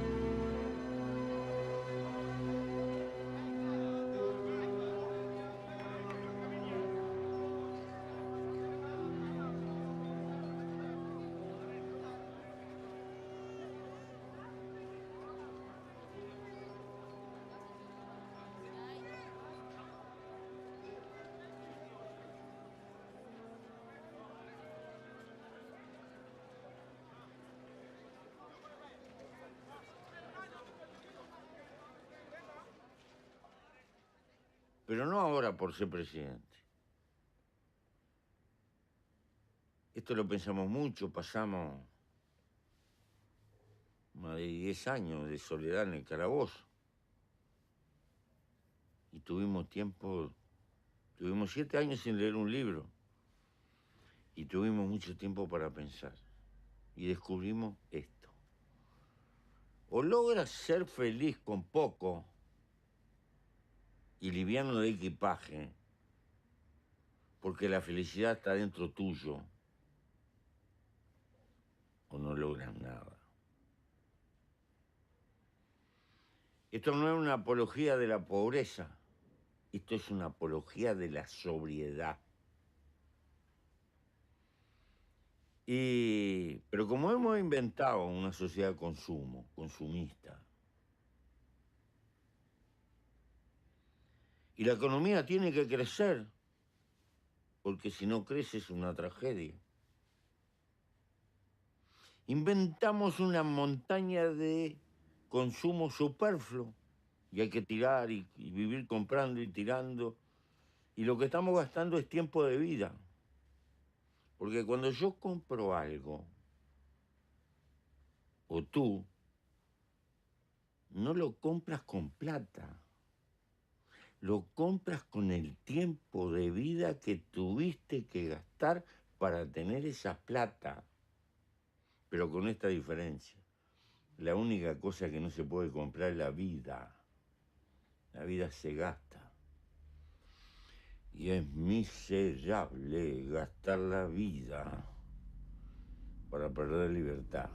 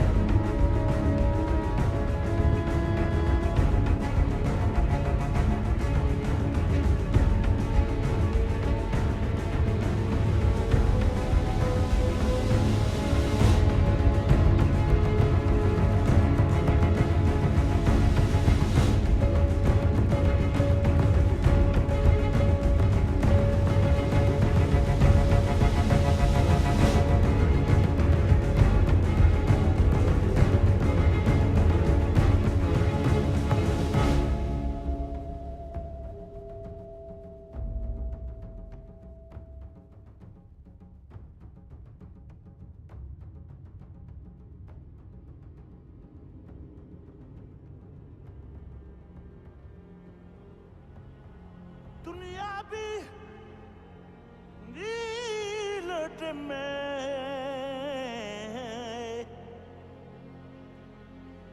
yow jëmm ji nga la aaral ma ko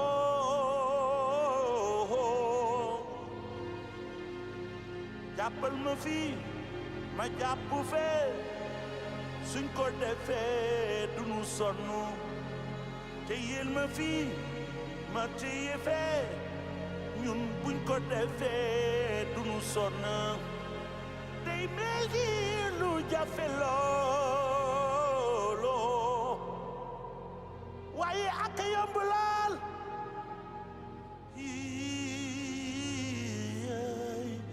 jàppal ma fii ma jàpp fii suñ ko defee i dunu sonn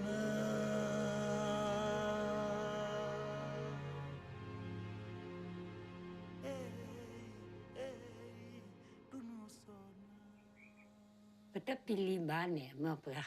Peut-être l'Italie. Chomo amour le Népani. Chomo le Népani me. Le di nido.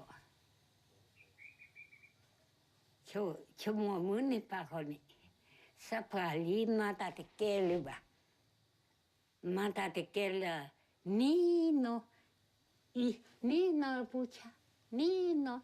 Ni tene re thứ quá ta đi à thầm mưa chôm missy là nên đi quỷ mưa chôm này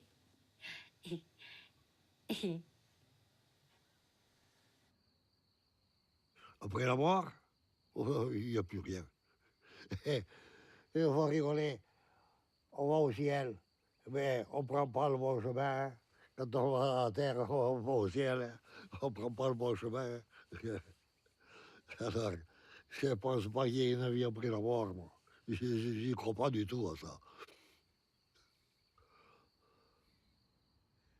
Quand je pense à ma grand-mère que j'aimais énormément et qui est morte depuis longtemps maintenant, je me dis, le souvenir s'efface à toute vitesse. L'image devient floue. Quelquefois, même le son de la voix disparaît. Qu'est-ce qu'on laisse? Qu'est-ce qui reste? J'ai peur de ça. C'est une peur qui est totalement irrationnelle. Qui repose sur quelque chose de complètement archaïque, de complètement tribal, je pense, parce que ça me remue terriblement. Et je ne crois pas que ce soit quelque chose qui soit de l'ordre de l'orgueil ou quelque chose comme ça. C'est autre chose. Ça rejoint un peu le sens de la vie. Qu'est-ce qu'on a fait là? Pourquoi je suis là? Je ne sais pas. Je ne sais pas. Qu'est-ce que je laisse? J'aimerais laisser quelque chose, oui. J'aimerais laisser une trace. Une trace.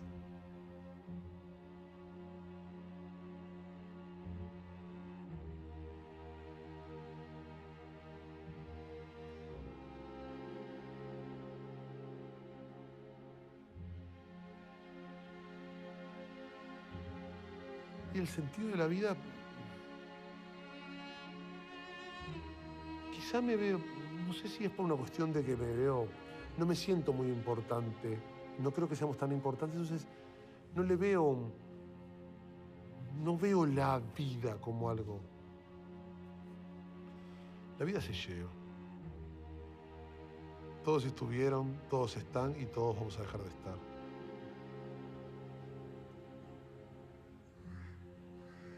पैदा भइल बानी त हम जिंदा ए लिए बानी कि हमरे जर से एक दो बच्चा और हुई हैं उनको बढ़िया तरह से जिंदगी का परवस्ती हम बचपन से ये बार तक ले कह देव तो जब हम बुजुर्ग हो जाए तो हमार परवस्तन उ कर दिलो. Ma plus grande peur, c'est d'être personne, c'est d'être rien. C'est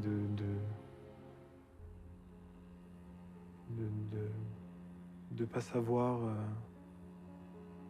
qu'est-ce que je fais là, à quoi ça sert, si ça a un sens, de ne servir à rien, de vraiment ne servir à rien, moi, homme parmi les hommes. J'ai l'impression qu'il y a une dynamique universelle et si j'en fais pas partie, ça va me briser. J'ai envie de faire partie de l'histoire de l'humanité.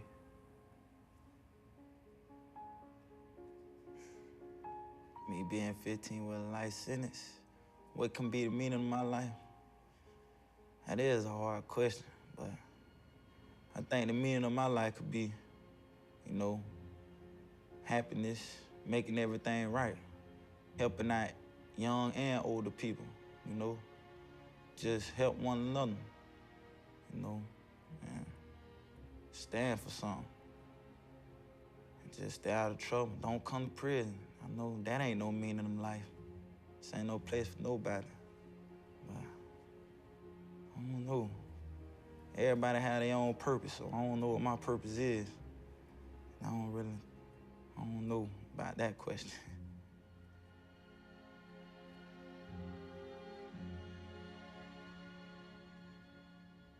Tem alguma pergunta mais fácil, não? Tá. O sentido da vida. Às vezes eu penso uma frase que eu escutei quando era muito garoto, assim, de um amigo falando: poxa, a vida é como carregar uma mensagem da criança que você foi um dia pro velho que você vai ser amanhã. E tentar não deixar essa mensagem se perder, se desfazer. Muitas vezes eu me pego perguntando isso, porque quando eu era criança eu pensava tantas coisas bonitas, assim, tão lindas. Nossa, eu quero um mundo sem mendigos, todo mundo feliz.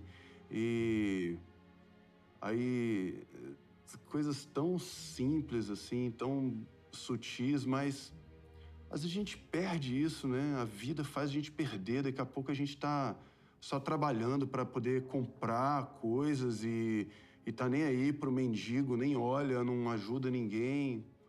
Aí você fala, cara, cadê aquela mensagem da criança, né? Talvez a vida, o sentido da vida seja não deixar essa mensagem da criança, sei lá, desaparecer.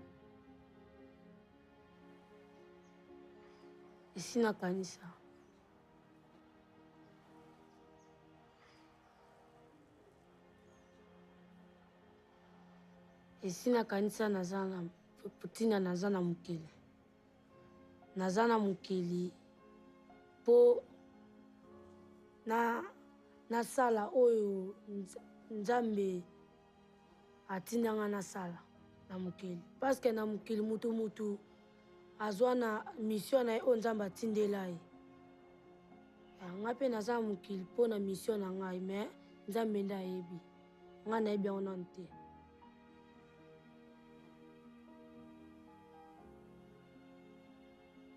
I'm not afraid of dying. I don't know if God exists or not, but I choose to believe. And when I look at the universe, I hope there's a place where our spirits can go and where we'll recognize each other. And as well as my parents, I would really love to meet again my best friend Shawnee, who died when he was 21. And I'd love to spend time with him, hitchhiking through heaven as we used to do as youth here on earth. I also would love to meet the many good people throughout the generations who tried to make a better world and who tried to work for a world of justice and peace. For me, that's what's most important. And indeed, when we look at the great religions and philosophies and ideologies, and when we try to simplify the complex dogmas and theologies, it all comes down to love. So I hope my spirit is taken up in a great ballet and a great cosmic dance of love, where there's no more suffering and there's no more sorrow, where we can no longer hurt or be hurt, and where we can truly celebrate the great gift of consciousness, the great gift of being, the great gift of life. And if, in the end, there is no God, I'm still thankful for the gift of life.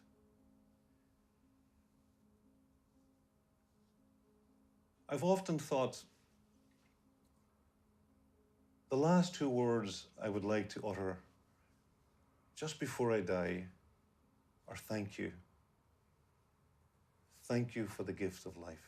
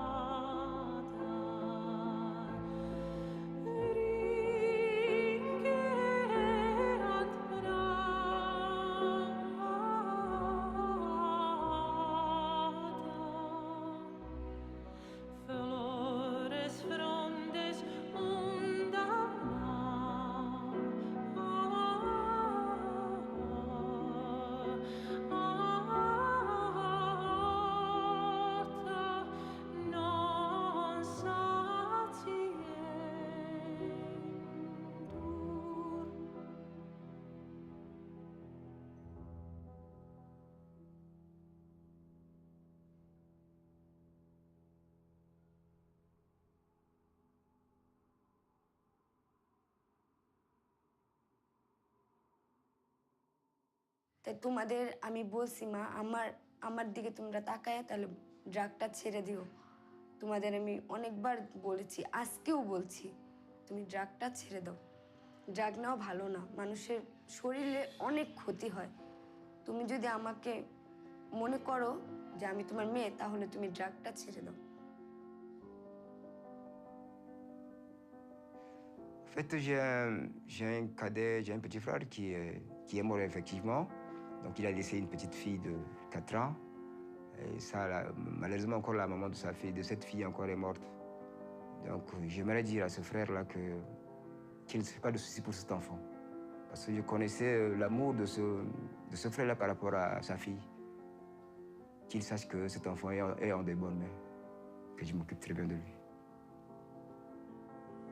ดิฉันเป็นผู้หญิงกลางคืนก็อยากส่งข้อความให้คุณพ่อคุณแม่ว่าตอนนี้ไม่ต้องเป็นห่วงแล้วนะคะสบายใจได้เลยตอนนี้หนูทำหน้าที่ของหนูเต็มที่แล้วดูแลน้องได้รักษาน้องได้ให้น้องอยู่บ้านส่งน้องเรียนจะสัญญาว่าจะส่งให้น้องเรียนจนจบไม่ให้น้องลำบากแล้วถ้าน้องจบออกมาก็จะให้เรียนต่อให้กันจบสูงเพราะว่าหนูก็ดีใจที่ว่าน้องได้เรียนจบสูงเพราะหนูไม่มีโอกาสได้เรียนถ้ายังไงก็ถ้าน้องจบออกมาก็จะให้เรียนจบให้ได้มากที่สุดจนเอาแบบว่าจนคิดว่าหนูไม่มีปัญญาส่งน้องเรียนจบแล้วก็แค่นั้นค่ะ When I was 7 years old, my father went to prison for assassinating Rabbi Meir Kahana. And then in 1993, he co-masterminded the bombing of the World Trade Center in which 6 people were killed and over 1,000 people were injured. And if he were sitting in front of me today, I would want to know why he chose that path. I would want to know if he did it for fame, or did you do it for your religion? Did you do it because you thought maybe you were going to create a better world for your family? Did you think about your family? Did you wonder if you would be able to escape and maybe you wouldn't go to prison and you know, we would all live somewhere happily together afterward? After 22 years in prison, I would want to know if you felt like the actions you took all those many years ago were worth it. And would you do it all over again if you had the chance to make that choice again? ففي شيئين أبي أقولهم لكم and don't forget who you are and always smile, because smiling is the only language that everyone understands. بس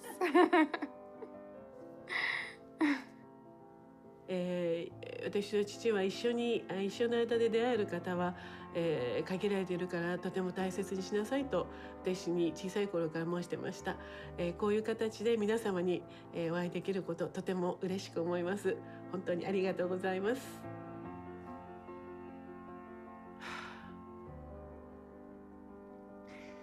You've brought up a lot of things for me today.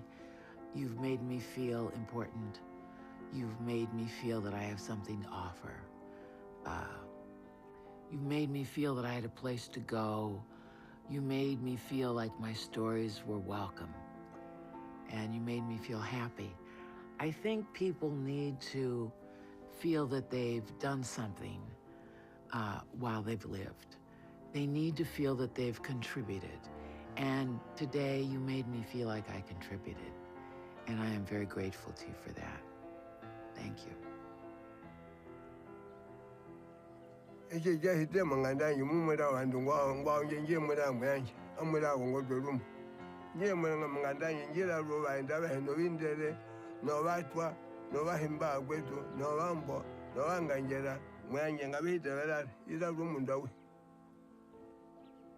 Ivani welni